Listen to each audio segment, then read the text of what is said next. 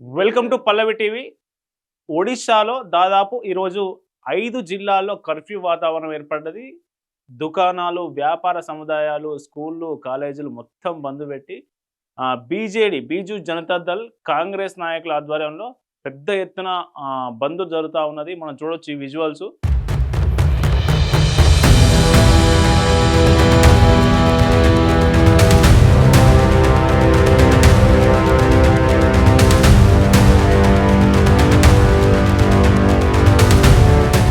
నిరసనకారులను అడ్డుకోవడానికి పోలీసులు water cannons వాడి వాళ్ళని చెదరగొట్టే ప్రయత్నం చేస్తా ఉన్నారు. వీడియో కూడా చూద్దాం మనం. చూడొచ్చు ఎంత దారుణంగా. అవు.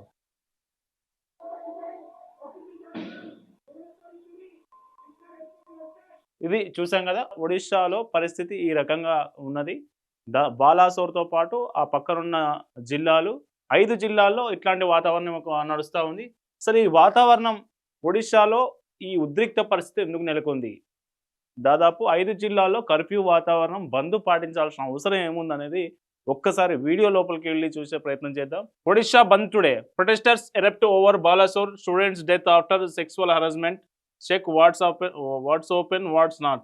Several opposition parties in Odisha observed the statewide bandh on Thursday to protest against the death of 20-year-old student from Fakir Mohan Autonomous College in Balasore, who died after attempting self-immolation.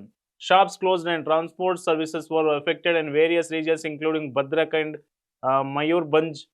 The markets and Bhadrak remained non-operational with disrupted public transport. Bhadraku, Mayurbhanj non operational with disturbed public transport. ఈ బాలాసోర్ చుట్టుపక్కల ఉన్న దాదాపు 4-5 జిల్లాలో public ట్రాన్స్పోర్టే కావచ్చు, షాపులు కావచ్చు, స్కూళ్ళు, college మొత్తం బంద్ చేసి ఈరోజు సంపూర్ణంగా బంద్ పాటించడం జరిగింది. అయితే ఈ ఈ బంద్ ఎందుకు పాటించాల్సి వచ్చిందంటే ఈమె కోసం, జస్టిస్ ఫర్ సౌమ్యశ్రీ. సౌమ్యశ్రీ అనే 20 ఏళ్ళ ఒక అమ్మాయి ఎఫ్ఎన్ అటామనస్ కాలేజ్లో బీఈడీ సెకండ్ ఇయర్ చదువుతూ ఉంది. బీఈడీ సెకండ్ ఇయర్ చదువుతున్న ఈ అమ్మాయి, 20 ఏళ్ళ అమ్మాయి, తన ప్రొఫెసర్, హెచ్ఓడి డిపార్ట్మెంట్ హెడ్ ఉండే ప్రొఫెసర్ తనను లైంగికంగా వేధింపులకు గురి చేస్తున్నాడంటూ కాలేజీ ప్రిన్సిపల్కి, స్థానిక మీడియా కూడా ఆమె కంప్లైంట్ చేయడం జరిగింది. స్థానిక మీడియాతో కూడా మాట్లాడడం జరిగింది. ప్రిన్సిపల్కు కంప్లైంట్ చేస్తే ప్రిన్సిపల్ ఈమెనే అమ్మాయి సౌమ్య శ్రీ.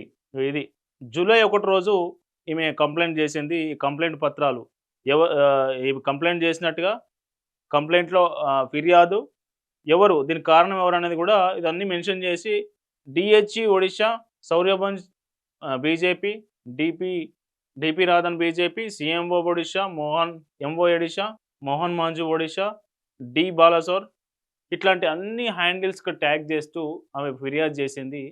కానీ అటు పోలీసులు కానీ, ఇటు కాలేజ్ యాజమాన్యం కానీ ఎవరు ఆమెను పట్టించుకోలేదు. ఆమె ఫిర్యాదును ఎవరు పరిగణలోకి తీసుకోలేదు. దీంతో ఆమె జూలై 12వ తేదీన కాలేజ్ ప్రాంగణంలో పెట్రోల్ పోసుకొని నిప్పంటించుకోవడం జరిగింది. ఒక వేధింపులకు గురి చేస్తున్న ప్రొఫెసర్ మీద ఎట్లాంటి చర్యలు తీసుకోకపోవడంతో ఆమె ఈ అఘాయిత్యానికి పాల్పడినట్టు తెలుస్తూ ఉంది. ఆమె పెట్రోల్ పోసుకొని నిప్పంటించుకొని దాదాపు 90% కాలిన గాయాలతో కొట్టుమిట్టాడుతూ ఉంటే ఆమెను వెంటనే బాలాసోర్లోని ఓ హాస్పిటల్కి తీసుకెళ్లారు. హాస్పిటల్లో చికిత్స పొందుతూ ఆమె మరణించడం జరిగింది. ఆమె మరణించిన తర్వాత ఒడిశాలో ఉన్నటువంటి ప్రతిపక్ష పార్టీలైన బీజు జనతా దళ్, నవీన్ పట్నాయక్ నేతృత్వంలో ఉన్న బీజు జనతా దళ్ కావచ్చు, కాంగ్రెస్ పార్టీ కావచ్చు, ఈ 2 పార్టీలు ఈమె మరణాన్ని సీరియస్గా తీసుకున్నాయి. ప్రస్తుతం ఒడిశాలో రూలింగ్లో ఉన్నటువంటి బీజేపీ ప్రభుత్వం, మోహన్ చరణ్ మాంజీ సీఎంగా ఉన్నటువంటి బీజేపీ ప్రభుత్వంపై ఈ 2 పార్టీలు తీవ్ర ఒత్తిడి తీసుకొస్తున్నాయి. ఈ అమాయకురాలైన ఈ అమ్మాయి చావుకు కారణం ఎవరు, వాళ్ళని వెంటనే శిక్షించాలి.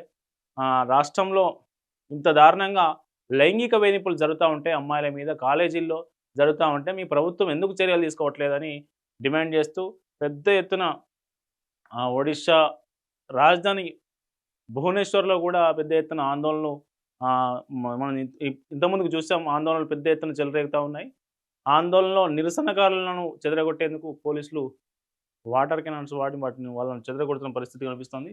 ఈ అమ్మాయికి న్యాయం జరగాలంటూ ఒడిషా వ్యాప్తంగా పెద్ద ఎత్తున మద్దతు వస్తా ఉంది.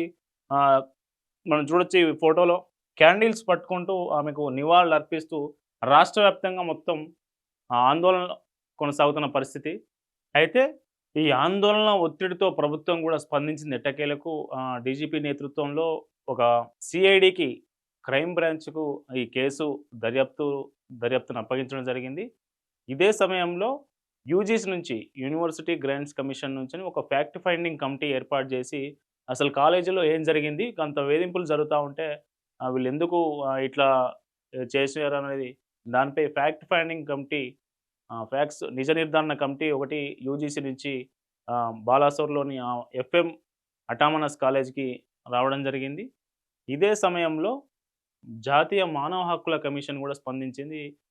ఈ విచారణకు సంబంధించి ఈ ఘటనలో బాధ్యులు ఎంతటి వారైనా వాళ్ళని కఠినంగా శిక్షించాలనే ఉద్దేశంతోను వాళ్ళు కూడా ఈ కేసులో కీన్‌గా అబ్జర్వ్ చేస్తున్న పరిస్థితి కనిపిస్తా ఉంది. అయితే మనం చూడొచ్చు ఎఫ్ఎన్ అటామనస్ కాలేజ్‌లో ప్రిన్సిపల్ దిలీప్ కుమారు ఇప్పుడు ఏదైతే వేధింపులకు పాల్పడ్డట్లు ఆరోపణలు ఎదుర్కొంటున్నటువంటి ప్రొఫెసర్ సమీర్ కుమార్ వీళ్ళిద్దరిని సస్పెండ్ చేయడంతో పాటు పోలీసులు వీళ్ళిద్దరిని రిమాండ్‌కి తరలించడం జరిగింది. ప్రస్తుతం పోలీసుల అదుపులోనే వీళ్ళిద్దరు ఉన్నారు. అయితే ఇంకొక వాదన ఏం వినిపిస్తా ఉంది ఈ కాలేజ్‌కి సంబంధించి అంటే సమీర్ అనే వ్యక్తి ముస్లింకి సంబంధించిన వ్యక్తి. అట్లాగే సౌమ్యశ్రీ హిందూ గర్ల్ కాబట్టే ఆమెను వేధింపులకు గురి చేశాడనే కమ్యూనిటీ యాంగిల్ కోణం కూడా ఇందులో మనకు కనిపిస్తా ఉన్నది. అక్కడక్కడ వార్తలు వస్తున్న పరిస్థితి కనిపిస్తా ఉంది. ఏది ఏమైనా సౌమ్యశ్రీ ఒక 20 ఏండ్ల అమ్మాయి లైంగిక వేధింపులకు బలి కావడం, లైంగిక వేధింపుల వల్ల ఆ వేధింపులను తట్టుకోలేక వేధింపులపై ఫిర్యాదు చేసినా ఎవరు స్పందించకపోవడంతో ఆమె పెట్రోల్ పోసుకొని కాలేజీ ప్రాంగణంలోనే బలవన్మరణం పాల్పడడం ఒడిశా రాష్ట్రంలో తీవ్ర సంచలనం, ఆందోళన కలిగిస్తున్న పరిస్థితి కనిపిస్తూ ఉంది. ఇప్పుడు ఒడిశా మొత్తం రాష్ట్రంలో ప్రస్తుతం ఒడిశా రాష్ట్రంలో జస్టిస్ ఫర్ సౌమ్యశ్రీ అనే స్లోగాన్ ఇప్పుడు ఒడిశా రాష్ట్రంలో వైరల్‌గా మారిందని చెప్పవచ్చు. మరి ఈమెకు న్యాయం జరుగుతుందా? బీజేపీ నేతృత్వంలో ఉన్న ఒడిశా రాష్ట్ర ప్రభుత్వం ఈమెకు న్యాయం చేకూరుతుందా? నిందితులకు నిజానిజాలు తేల్చి నిందితులకు ఎవరైతే ఆమె చావుకు కారణమైన వ్యక్తులు ఎవరైతే ఉంటారో వాళ్ళకి కఠిన శిక్ష పడుతుందా లేదా అనేది వేచి చూడాలి.